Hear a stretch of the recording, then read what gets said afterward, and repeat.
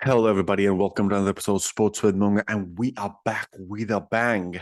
Mr. Max Verstappen does what he does best, and a lot of story points coming around from the McLaren, the 3-point grid penalty given to Oscar Piastri, the Ferraris losing a step, Alonso and Perez kind of having a misstep. A lot to get and jump into. Before we get into that, hit the subscribe button, hit the like button, hit the bell icon to be for more videos. There's loads of content coming through for the Formula One Grand Prix in the Imola, Emilia-Romagna, the 30th anniversary of Ratzenberger and Senna's death as well. A very sad moment in the history of Formula One in '84, what happened, but then it is a reality and we need to kind of recognize how the steps that Formula One has taken to improve that. But Formula One returned to the first European leg and back to the theater of dreams or theater of fast cars, the home of Ferrari, Italy, and Imola. A team closer by, 10 miles away from the racetrack, a Faenza, also RB Visa Cash App, them kind of being there, set up there. So a lot of talking points. Hit the subscribe button, hit the like button, and let's get into it. Max Verstappen added to his run of pole positions by clinching P1 on the grid for the Emilia-Romagna Grand Prix, with the Dutchman narrowly triumphing over his rivals and the unbeatable lap in Imola. 1:14.746 was good enough to beat Oscar Piastri's 1:14.820, but then the McLaren pairing was really, really good. The McLaren pairing of Oscar Piastri and Lando Norris were the P2 and P3. Oscar Piastri, though, was handed a 3-place grid penalty after impeding Kevin Magnussen. Kevin Magnussen just can't run out of bad luck right now, guys. It just feels like he's just kind of have some bad voodoo on him that people are just either getting in his way or he's just getting penalty points. You have to remember he's 2 penalty points away from a race ban. That's what he doesn't want. But then he's basically saying we need some things to change the rules, how these penalty points are awarded, because when the penalty point system was even created, we didn't have 24 races. So he is right on that fact, guys. I will have to give that to him, but that is a concerning point for Kevin Magnussen. But still, going back into the middle of it, Verstappen had a very set strong benchmark during this Q3 run and improved even during his final run, with putting him 0.074 seconds ahead of second place Oscar Piastri. As I've said, he's been penalized with 3-place penalty and will start 5th instead of 2nd. Charles Leclerc was a lead Ferrari in the 4th of Carlos Sainz.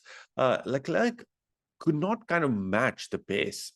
It was very interesting that something, and also the post qualifying in the media pen, that's what Leclerc said, that the other rival teams had hidden the surprise package that everybody had. Ferrari has had a new upgrade as well, but then Carlos Sainz was quick to kind of say that, okay, guys, let's not expect everything to kind of happen hunky-dory here. People might be better than us, and that's what happened. Leclerc was a lead Ferrari in the 4th, and Carlos Sainz was 5th. Scuderia not quite matching the pace they had displayed early in the weekend. George Russell went 6th for Mercedes, and while Yuki Tsunoda impressively took the 7th place in front of the RB's home crowd, Lewis Hamilton claimed a P8 in the Mercedes, with the top 10 rounded by RB's Daniel Ricciardo in P9 and Haas's Nico Hülkenberg P10. There was a surprise moment, and that's what before I want to get into the surprises and the Q2 and Q3s who got out, Q2 and Q1 who got out. Two interesting topic points. Faenza is not that far away from Imola, from the racetrack, and both RB Visa Cash App drivers making it. Yuki Tsunoda just seems to have a flair in this. He's just like flying in this on the track. It was good to see Ricciardo also kind of making it, but his lap was good enough to drop one of the giants and to kill one of the giants. But before we get into that, the giant was somebody from the senior team, the Red Bull team. But before we get into that, Nico Hülkenberg, at one point he was like topping the charts in Q3. That guy just on fire and he's also leaving Haas, and that's very interesting. Oliver Behrman was kind of also in the FP1 sessions in the Kevin Magnussen's car, so it might possibly be that we see Oliver Behrman at the end of the season in Haas. Kevin Magnussen is the question mark. What happens with him? But he has been helping, and he's just been running bad luck as well. The surprise moment, it was Sergio Perez could not make Q3. He was out in Q2 when he failed to improve the final lap, leaving the Red Bull driver P11. Alpine's Esteban Ocon also missed on progressing the last segment of the qualifying, and so did to Aston Martin's Lance Stroll. Alex Albon acted as a lead Williams to slot 14th. Pierre Gasly was just behind 15th for Alpine. Kick Sauber's duo of Valtteri Bottas and Shogun Yu, but P16 and P17, respectively, ahead of Kevin Magnussen in P18. Piastri will be investigated, and he was already kind of given 3 points. Grid penalty. Fernando Alonso caused a shock by dropping qualifying in P19, while the Williams of Logan Sargent will be lining up P20, which was originally placed him at P70 after deleting of track limits. Pretty simple story points in my mind. If I go from the bottom, Alonso had a horrendous day. So Alonso and Perez will like to forget and move on from this qualifying and see if they can come back from behind. A strategy play like a hard tire and a late pit stop could help them, and of course, a safety car could kind of play. And the gravel traps have proved to be tricky have proved to be very tricky in Imola right now. Everybody kind of making a trip to the gravel trap or the grass. So it's not been very smooth sailing for a lot of drivers. So they're all struggling in a way. But what is going to be interesting to see how this kind of catches up soon. Kevin Magnussen, of course, 18, but Fernando Alonso was a shock along with Perez not making into Q3. Alonso had an excursion and a crash as well in FP3. The team did a great job to kind of bring back the car to make it to qualifying, but then he dipped it in he lost it again, and then had a horrendous horrendous qualifying in my mind. But this is one of the days that he's just not off pace. It's not like the end of Fernando Alonso. He just had an off day, and that's what happens sometimes. Perez, on the other hand, was kind of feeling it was a mess. He kind of was sent out on a very late lap, and I don't think he could put everything together in one lap. That's one of the Achilles of Perez, that he is not great in qualifying. Logan Sargent could not even finish. He did not even.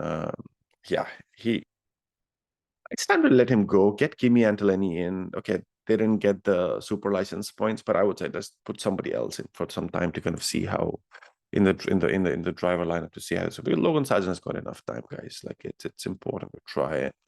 But I think Kimi Antonelli not getting the super license points and FIA not rejecting the bid would only make the fact that Logan Sargent might kind of driving till the end of the season. But I still feel there is no point of him driving at the end of the season. There could be somebody else for now.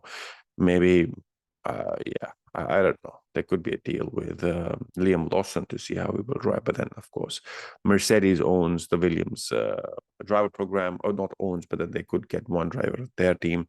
And Liam Lawson is RB's driver, so why would they? But they did it for Alex Albon. Alex Albon is a Red Bull driver. Strange things have happened. Strange things can happen as well. Other talking point is definitely the Alpines. They've moved out of Q3s. They're moving up to they moved out of Q1 and move into Q2. So, and last week's excursion into Q3 was a good positive side for Pierre Gasly, also kind of scoring points for the team last weekend in Miami. Valtteri Bottas and the Kick Sauber team just need to kind of get their act together. The car is not acting up as they would have expected to, but soon to be Sauber, soon to be Audi. Andres Seidl was already there, the trackside CEO, and I think he's going to be the one moving things better. He was part of McLaren, and now you can see Andrea Stella doing an amazing stellar job there as well. Nico Hülkenberg, the mess for the rest. Mercedes were completely off it. Sixth and eighth for Mercedes drivers, but then this is sometimes what happens with driving. They just lack confidence right now. It was interesting to hear. It was interesting to hear Lewis Hamilton talking to Bono, and Bono said, "Where am I losing 2 seconds? It's like 0.7 on the straights, so 1.2 is definitely somewhere else on the corners or somewhere."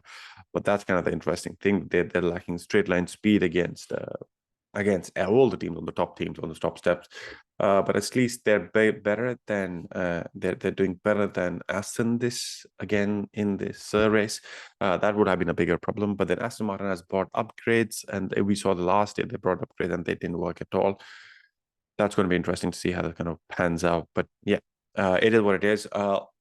Imola qualifying done. We're running into the race now on Sunday. Race review coming in. Let me know in the comment section below. How did you like the race? Do you feel it's going to be McLaren's? I have predicted it will be Oscar Piastri's first win. I almost thought it would be, but then the grid penalty kind of makes it a little difficult. But the Ferrari boys could bring a surprise to us. Lando Norris might just break my curse and just win it again. You don't know. And Max Verstappen. Can Max Verstappen win at Imola, or will this be a shock again? Let me know in the comment section below. What do you think? Did you like the qualifying? Where did you watch it from? And hit the subscribe button if you've liked to know. If you like the video, hit the subscribe button, hit the bell icon to be for more videos, and I catch you in the next one. Peace.